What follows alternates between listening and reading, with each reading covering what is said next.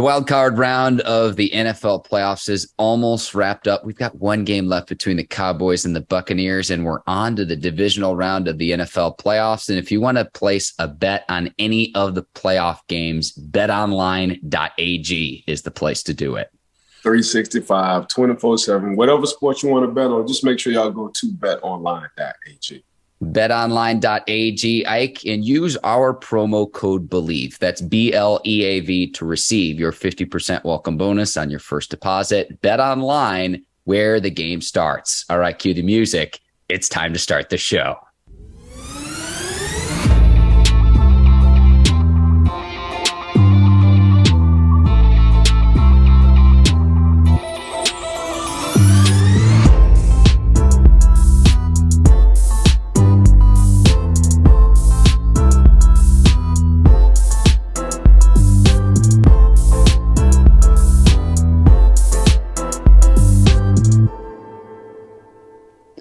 Welcome to the Bleav in Steelers show on the Bleav Network. I'm your host, Mark Bergin, joined as always by my guy, Pittsburgh Steelers scout, two-time Super Bowl champion, and 12-year veteran of the Pittsburgh Steelers, number 24, Ike Taylor. IT, I see you're draped out in black and gold this morning. We had wild card weekend. There's NFL head coaching vacancies.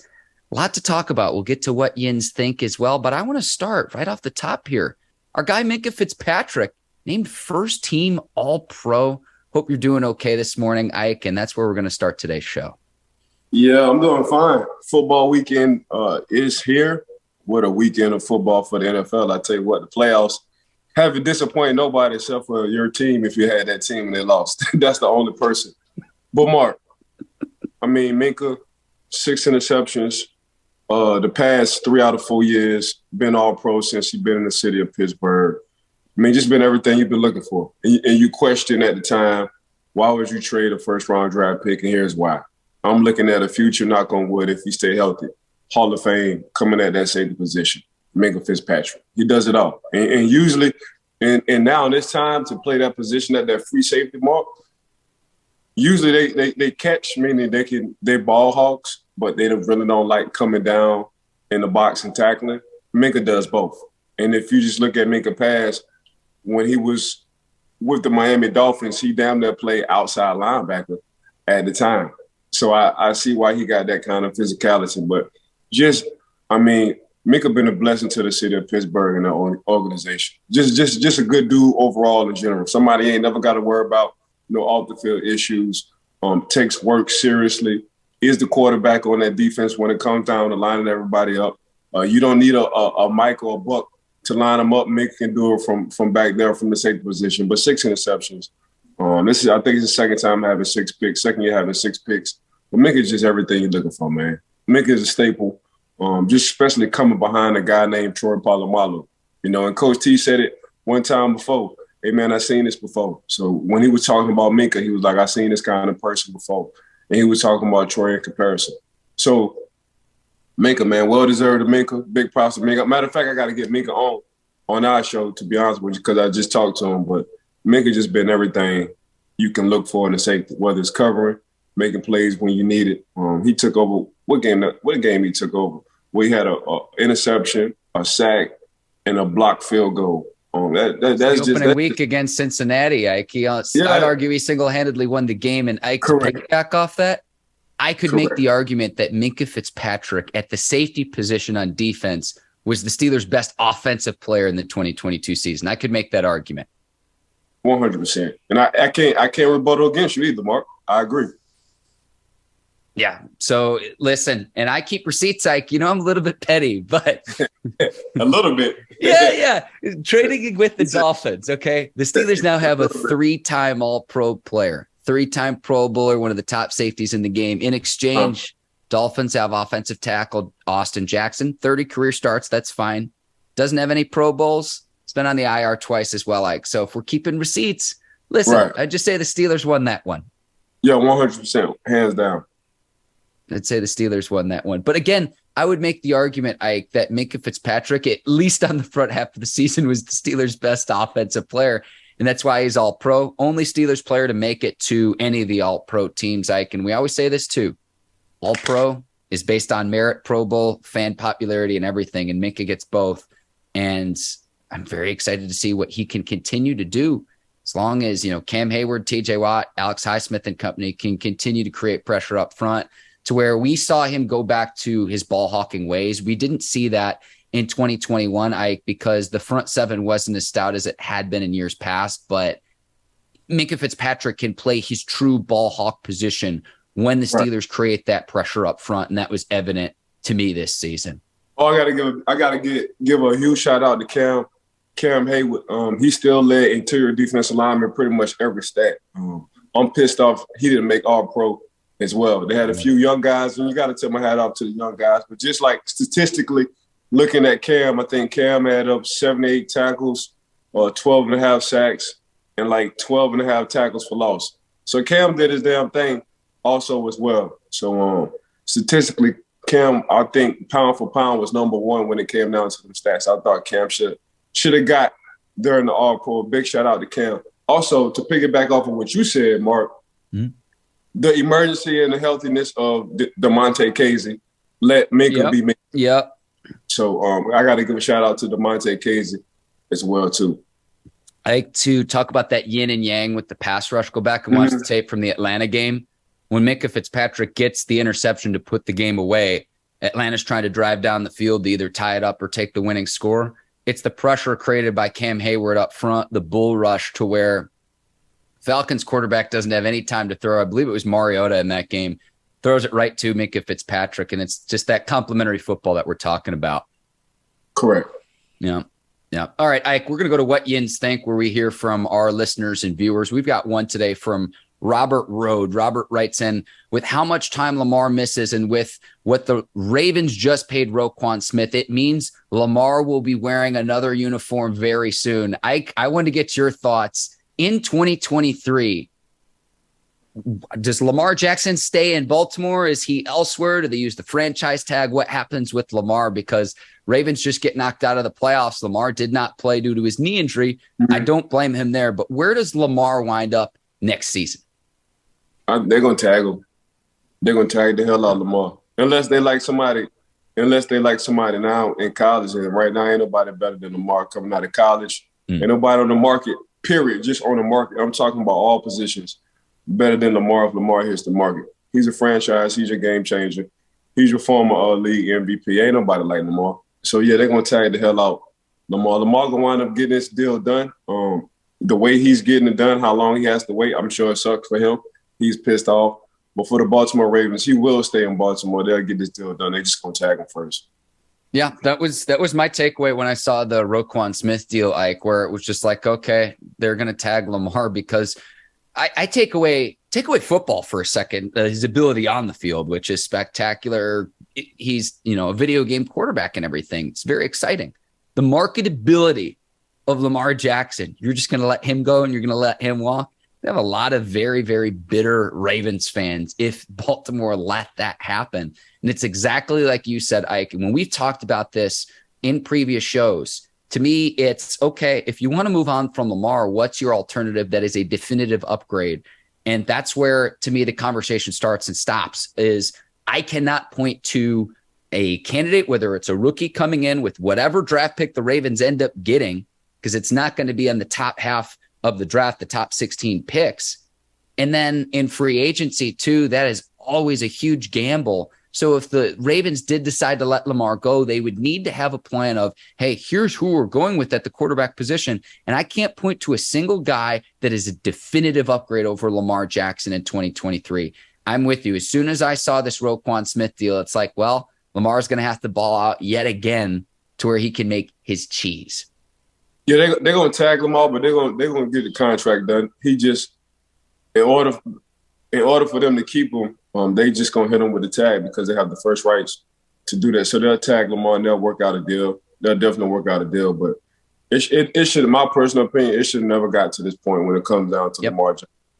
Well, I'm with you, Ike, but I also think too, with what happened with Kyler Murray this last year and Deshaun Watson, it kind of reshaped the market where neither of those quarterbacks made the playoffs and neither of those teams to where it worked out for what their expectations were for this season.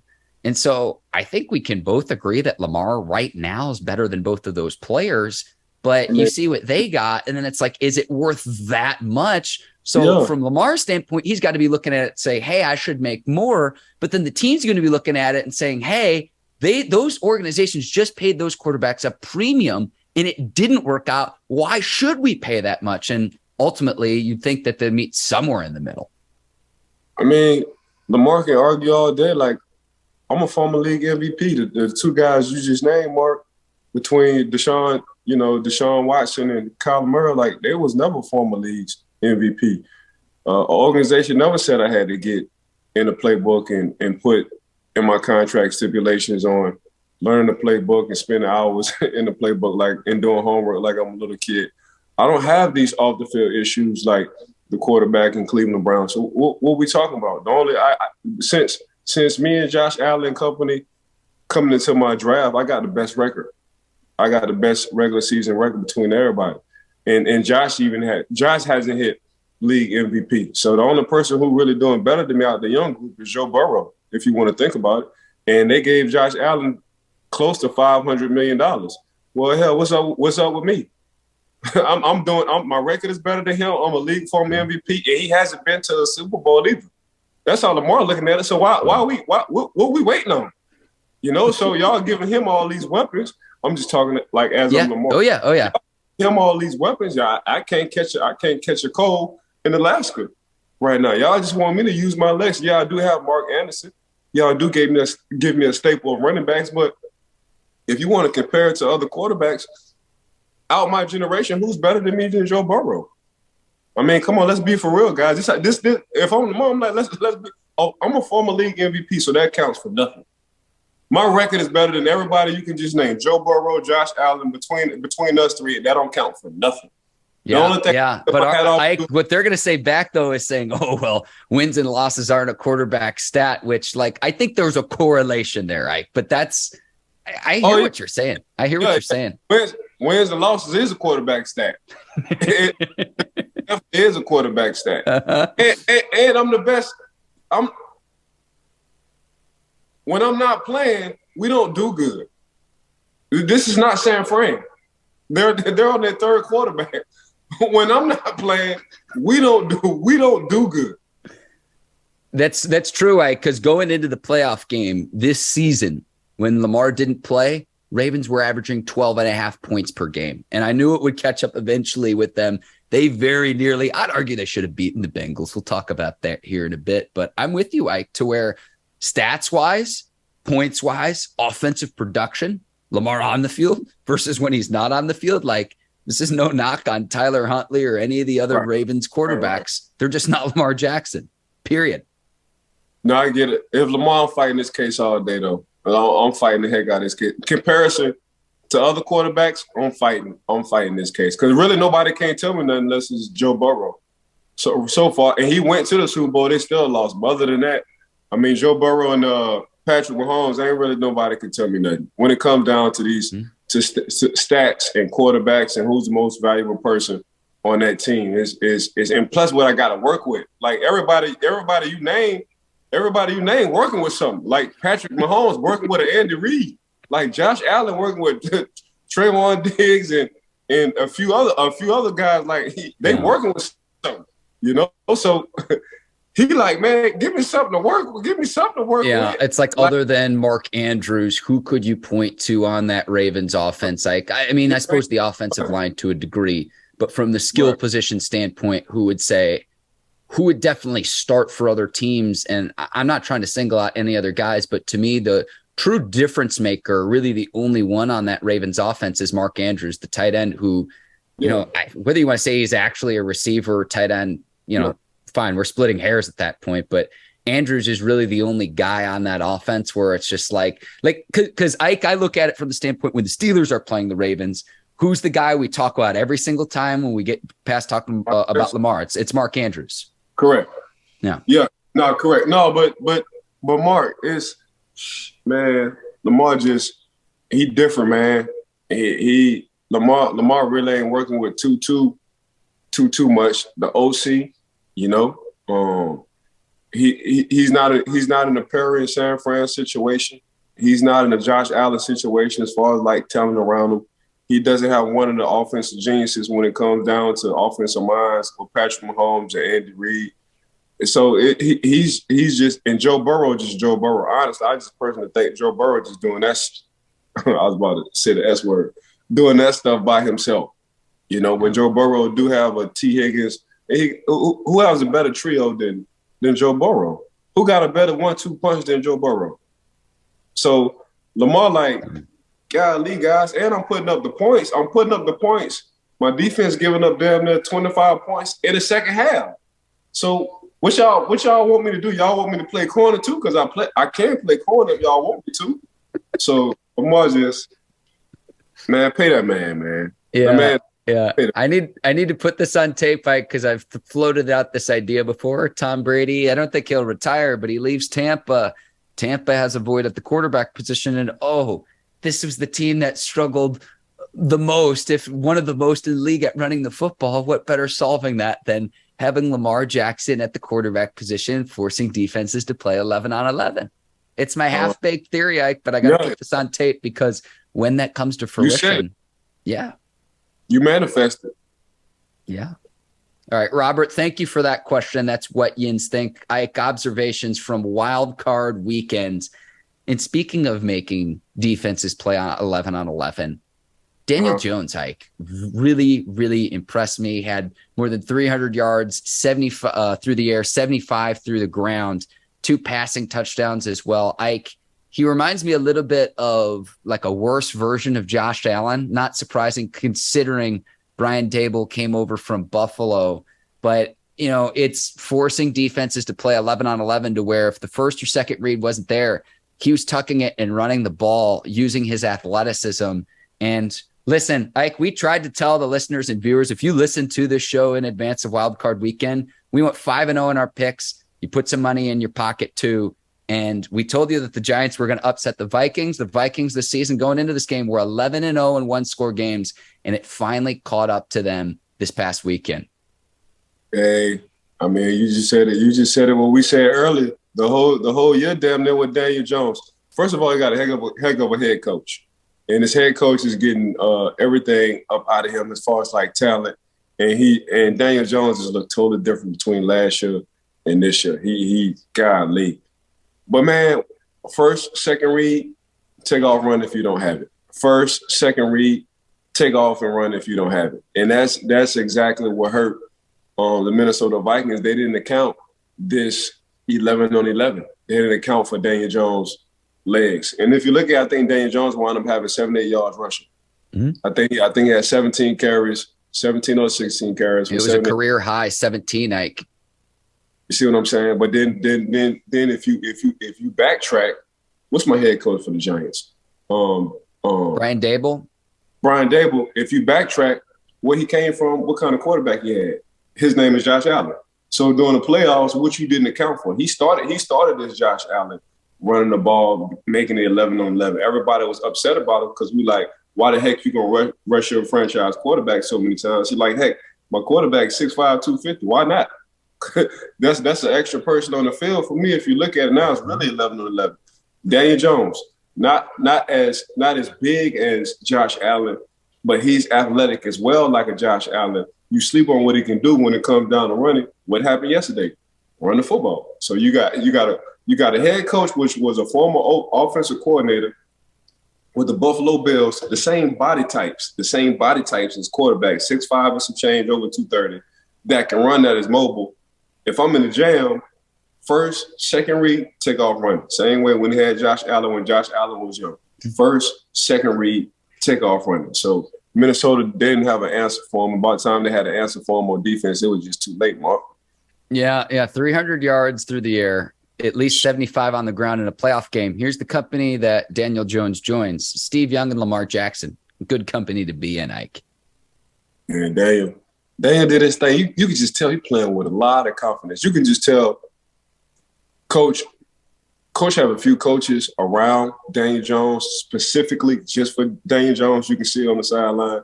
And this is going over what we messed up on. Okay, this is the correct read. What do we need to do on the field? What do you see Daniel Jones? And another coach is pushing confidence. And you need that when you got somebody on the field as your CEO at that quarterback position. So they didn't figure this thing out. You're bringing him back next year, Ike, Daniel Jones? I know they didn't pick up his 5th-year deal. Hell yeah. Yeah. Because then again, if we go back on that quarterback market, other than Lamar, if we get Lamar, then we got action. But other than Lamar, he is my friend. Quarterback. With Lamar too, and Ike, I meant to bring this up. When the Ravens traded Roquan Smith, they traded a 2nd and 5th round picks to the Bears. So the Ravens almost have to re-sign Lamar too, because you weren't going to do a 1-year rental on Roquan Smith considering all the picks that you just gave up to get him. And then again, it goes back to with what the Giants are dealing with Daniel Jones, with free agency and quarterback. Do you want to take that huge gamble of, by the time the Giants pick to get a rookie that they really like, probably not going to be there. And then free agency, it's slim pickings, because if the quarterback was really, really that good, the team that he's currently on would want to re-sign him. So I'm with you there, Ike. A few other games I noticed. I know the Dolphins came up short against the Bills. Ike, you told me that this would be a close game.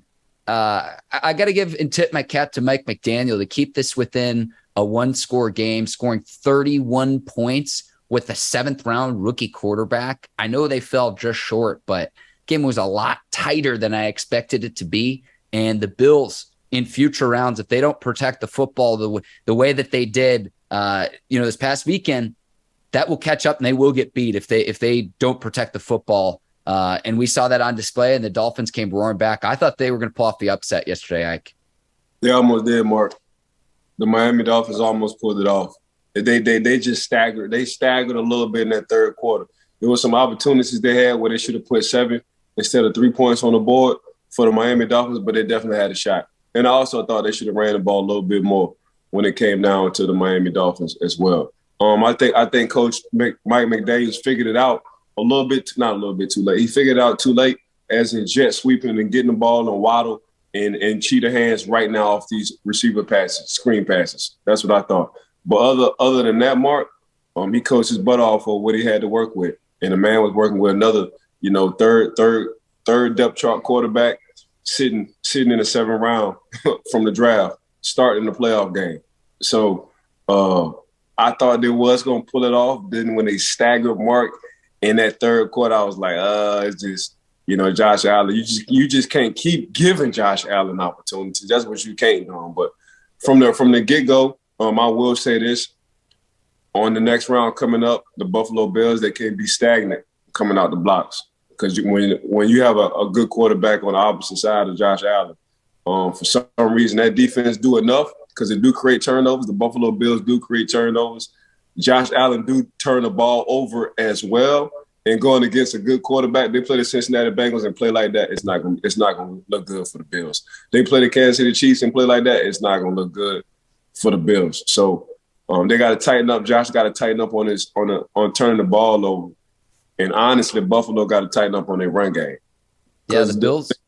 Their secondary right now looking real good. Elam and company, the young boys from Florida, them boys looking real good in that secondary. Matter of fact, they kept the two cheetah, junior cheetah and senior cheetah. They kept them 2 boys kind of in check. They kept them in check for the big explosive plays when it came down to it on the receiver side. But yeah, they got to tighten up on that defense on the run game, and Josh got to tighten up with turnovers.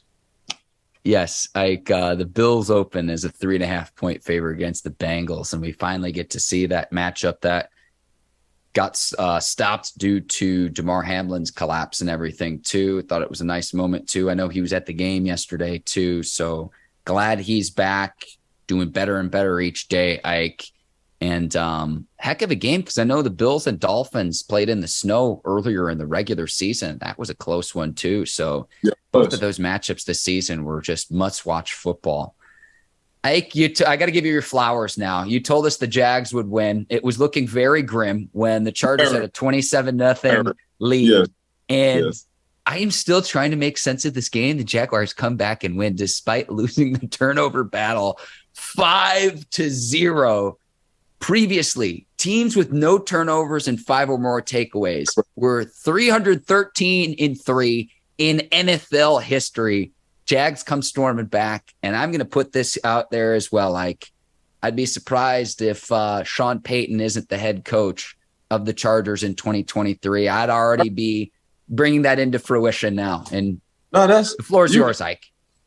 No, you got it. That's exactly what's going to happen. Yeah. That's exactly. You don't move to L.A. and not have a plan. That what Coach Sean Payton did. Move his butt to L.A., wind up getting on Fox to buy some time, and y'all and for y'all's sake, I'm talking for the LA Chargers' sake. I hope y'all do lose in the playoffs because I'm about to be your head coach because I got a defense, I got a quarterback that I can have for 10 years or how many years I want to coach, and I'm gonna take off. This is exactly what I'm gonna do. This is my whole goal. I'm talking as I'm Sean Payton. Yeah. This is my goal. And yeah, y'all know I go entertain Denver. I might go entertain another team, but leverage, Ike. I want to be with the LA Chargers. I want to be in LA. This is why I want to finish off on the West Coast. So this is exactly what I'm doing. So if y'all watch Fox and y'all saw the suit I had on a blue suit and I had a little bit of yellow and baby blue in my tie. Y'all already know where I'm going. I know Coach Sean. This is where I'm going. I'm going to the LA Chargers if they do get rid of their coaching staff, but Jacksonville, Mark. I mean, did what I said. I said Jacksonville played the worst they can play in the half. The Chargers defense can play the best they can play. Ashanti Samuel Jr. Golly, 3 picks. We should have led the show with him, Mike. 3 interceptions. Mark, 3 in the first half. Man had 3 in the first. Like every series, he was just catching the pick. Like you thought, if you throw it my way, pick. Throw it my way, pick. Throw it my way, pick. The man came on the sideline, not 1, not 2, but 3. Mark, I had 3 interceptions in the whole season. The man had 3 interceptions in one half. So that let you know he was in the matrix. But y'all done shot y'all wide. Y'all empty y'all clip because the Jacksonville Jaguars, first of all, they put points on the board before the half. And I said, oh, this is going to change the momentum. Then I said, ain't nothing else the Chargers could do to the Jacksonville Jaguars. They done shot their wide. It's all good now. And what Sunshine Trevor Lawrence kept doing. Sunshine Trevor Lawrence. See, that dude never wavered. They stuck to the running game when they needed to. They didn't change the ETN. Wind up having the yards he needed to have. They understand, man, we still got 30 minutes left in this ball game. Let's not change the game plan. Now, when we do pass the ball, we're going to run the ball off this run game, go play action pass. We're going to go a little bit deeper now. We're just not going to add Sunshine to read 1, 2, 3 and probably run. We're going to play action pass off of this run. Then we're going to go for the deep ball a few times. That's exactly what they did. Hey, defense, I need y'all to play stout. Because y'all been playing stout on them. They went for 15 carries in the first half with Eckler. Eckler did his thing. Then they went for 7 carries in the second half. Man, you got to give Eckler back the ball. You got to go 15. But so since you did that, you give me more opportunities when you pass the ball because now the clock is stopped. So now I ain't got to call no timeouts. You call the timeouts for me. Every time it's an incomplete pass, the clock stop, I got action. Every time the quarterback drop back, I got an opportunity to get the ball, score off a strip sack, fumble, or interception. That's what I got. Thank you for throwing the ball. And that's what the Jacksonville Jaguars said, Doug and company said. Thank y'all for throwing the ball in the second half. Y'all gave us life and a new opportunity. Y'all can watch us next week play playoff football while y'all sitting in that good weather in L.A. Pissed off. So, yeah, the Jacksonville Jaguars, man. They just, hey, Mark, Sunshine, a.k.a. Trevor Lawrence, the dude been one of the hottest quarterbacks since the Thanksgiving break. And their defense is on fire right now. I tell you what, they did a heck of a job getting that defensive line, drafting for that defensive line, Mark. Because that defense, they ain't playing no games. But, Sunshine and that defensive line. And Coach Doug really turned, man, Coach Doug did this thing overnight, Mark. I love the nickname Sunshine for Trevor Lawrence. In Florida, it's a tribute to Remember the Titans as well. That is a great nickname. And we're into our 4th season of the show. I'm just going to listen. I know you. For some reason, I think you would love to see like a Jags 49ers Super Bowl, which like for most people, that would be the most unpopular Super Bowl. But Ike Taylor, that would be like your ultimate matchup. That'd be perfect. That'll be for me. That'll be a dream come true, Mark. That'll be Sunshine Purdy, right, in the Super Bowl. Who would ever thought the Jacksonville Jaguars would be in the Super Bowl against the San Francisco 49ers on their third straight quarterback in Purdy? Yes. Purdy's 6-0, bro. It's crazy. Can we give Kyle Shanahan his due? Because he's done it regardless of who his quarterback is back there, time and time and time and time again. And I've heard criticisms like, look, coaches end up getting fired. That's the nature of the NFL. It ends up happening. But like, to me, it's indisputable that guy is a good football coach. And I think about it from the standpoint of, if I was a quarterback and I wanted to get drafted into an organization, someone who can set me up for success, they did it yet again. I mean, that Seahawks game wasn't even close, Ike. Bro, hey, listen, Purdy, Coach Kyle, man, his game plan, like week to week, like he don't have a playbook. He got a game plan for this week. This is who we're attacking. This is what we're doing for this week. And if you got something to stop him, you know what? I forgot. I can throw this right hand, but I got to counter with this left hook. So I got something for that too. I knew y'all was gonna do that. I got something for that. That's what Coach Kyle be doing. Game plan, I'm going to smoke you with his game plan. If you got something for it, I'm going to hit you with the left hook because I got to count. Yeah. There's nobody hotter than him when it comes to game plan for 2022-23 season. Coach Kyle Shanahan, man, putting up masterpieces. Especially, and he acquired CMC. So I acquired CMC. You see what I'm doing.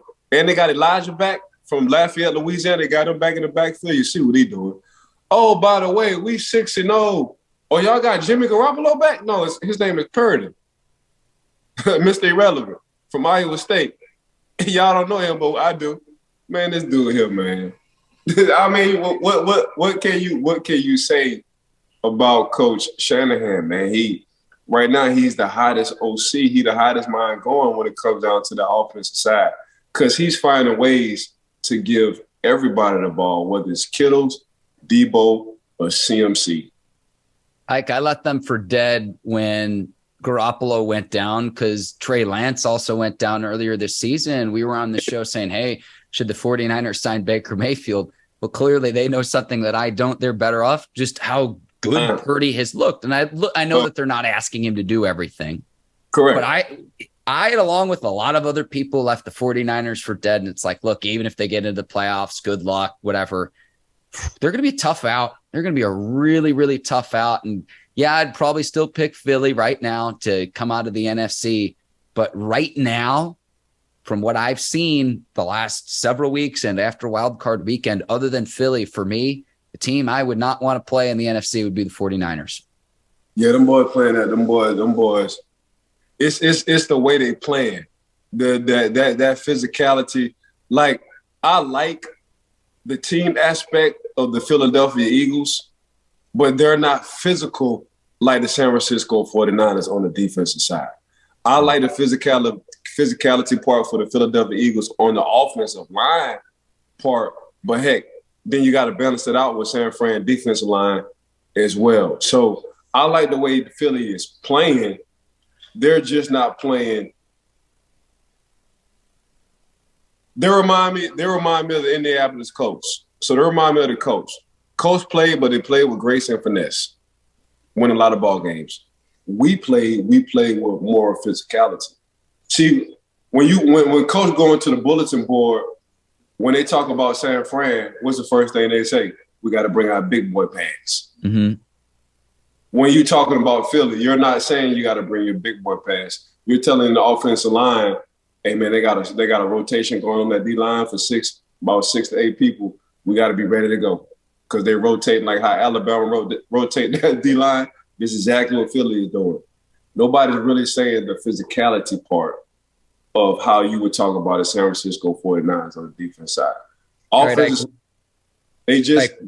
on offensive side, it's hard to go 6-0. And Jalen Hurts, if he didn't sit out a couple of weeks, he probably would have won league MVP. My personal opinion. Yes. I agree. But, golly, I mean, CMC, Debo, Ayuk, Kittles. I mean, if you quarterback, you'll take Jalen over Purdy, and you should. Running back, you want to take CMC over Miles Sanders for Philly. As you said. Wide receiver, you're going to take both wide receivers over San Fran wide receivers, for sure, as you should, between Adams and AJ. AJ Brown. Tight end, you're going to take Kittles all day. So, I mean, Mark, like you say, Mark, golly, whenever they meet up, it's going to be a game, and it's going to be a game of inches. It's going to be a game of inches. Just sitting here thinking about it. Golly. Ike, I'm with you.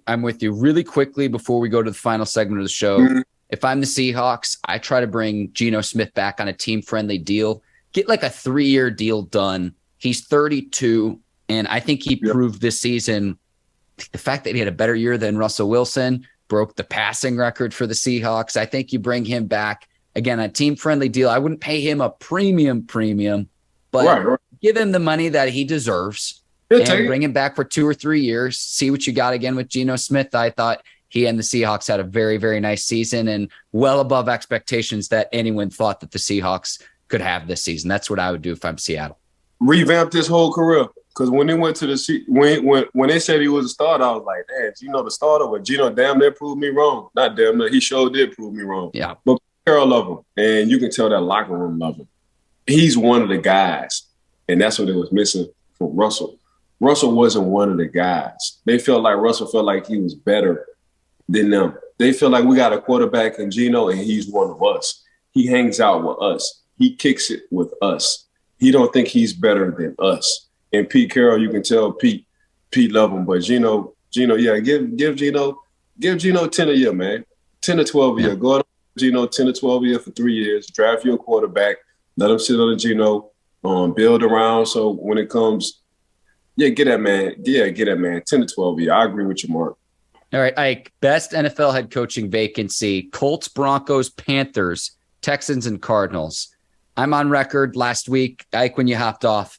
I'm going to go with the Texans for this reason. They have the 2nd and 12th pick in this upcoming draft. You have a blank canvas. I think there are some limitations with the other rosters. Again, among the Colts, Broncos, Panthers, Texans, and Cardinals, Ike, if you had your choice for where you could be a head coach, which team are you picking and why?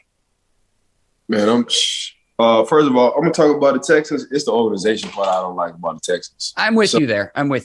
Yeah, so I get what you're saying though with the picks. You give me, I got damn near nothing but high grade picks, so I can get whatever I want. I can build my franchise. But I'm gonna go with the Denver Broncos, Mark. The reason why I'm gonna go with the Denver Broncos is because I already got a quarterback. I think this was a one-off for him having a bad year. I got a top 5 defense, a top 5 young defense. I have a running back who got hurt, who was top 5 before he got injured. I have receivers. I just need to get me a tight end. I do have an offensive line. So, and I got an organization that pretty much they run itself well. But the only part about that was getting this last head coach. They missed on that head coach. But as far as like pieces to the puzzle, I think Denver would be best bet if I'm a head coach to go there. All right, Ike, I know that tight ends, they've got Albert Ode out of Mizzou and then Greg Dulcich, who we really liked. So maybe they can emerge. 2 big bodies at the tight end position. In terms of the organization, Ike, I'm totally with you because the Texans have fired their head coach. They've had like 4 in 4 years. So I'm with you there. But Ike, we got to wrap up. This has been a great show.